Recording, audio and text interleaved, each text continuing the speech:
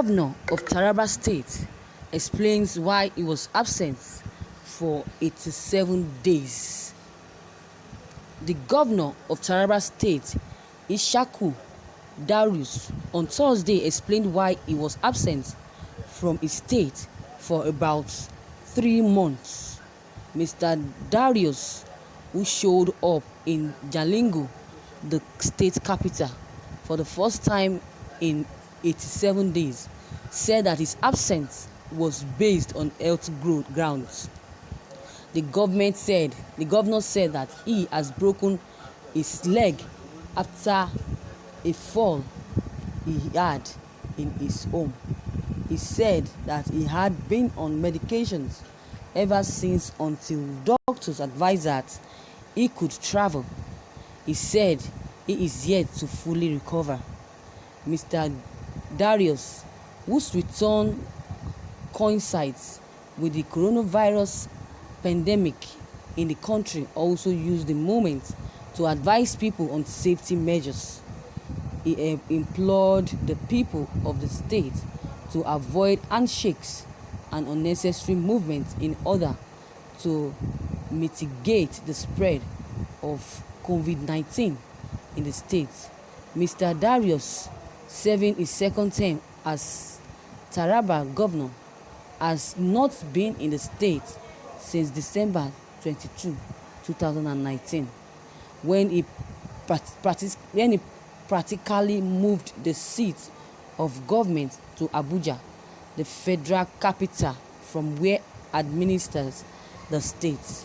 He said that his almost 3 months stay in Abuja was based on the advice of his doctors. He also said that his 87 days absence from the state had not crippled the business of government. I had an accident in the house. I fell off from a staircase and broke my legs, but I did not know, so I had to go for surgery. Then I came back to recover from injuries, and there was speculations. Some said I am dead, some said I am crippled, some said I am vegetable. You are seeing me talking today. Not that I have recovered fully, but my doctor said I can travel today.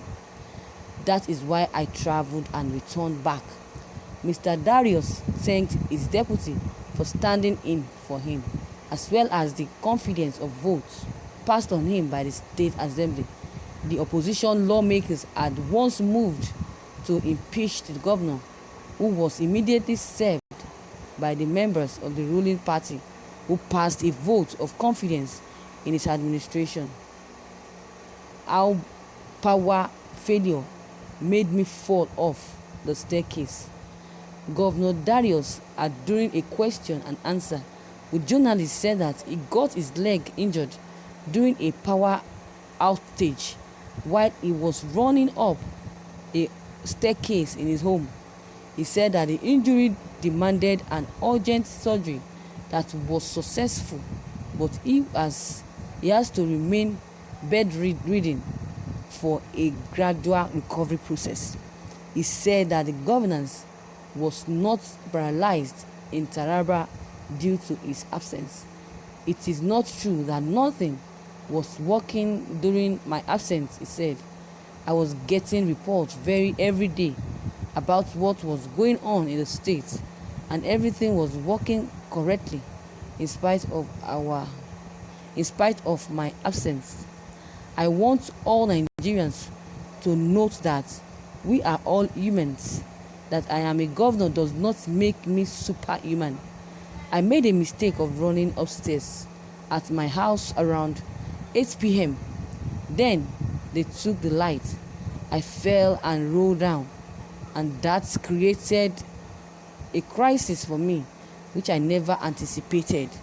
Now, all of us are like that. An accident can happen to anybody at any time and anywhere. So, when you glorify it and start singing music about it, it does not help you. I want to assure the people of Taraba State that I am healing very well and nothing will stop moving in the state. The rescue agenda is ongoing, Ishaku said. On COVID-19 situation in the state, Mr. Darius said that the state government had set up isolation centers at the Federal Medical Centers, Jalingo, and the specialist hospital, Jalingo, in case of an outbreak of those diseases in the state. Wow. Welcome back, Mr. Darius. A lot of people thought he's dead and he was missing. That was a rumor that was being carried that he was missing. But to God be the glory, he's back. He's now explaining the reason why he was absent for 87 days. That should be approximately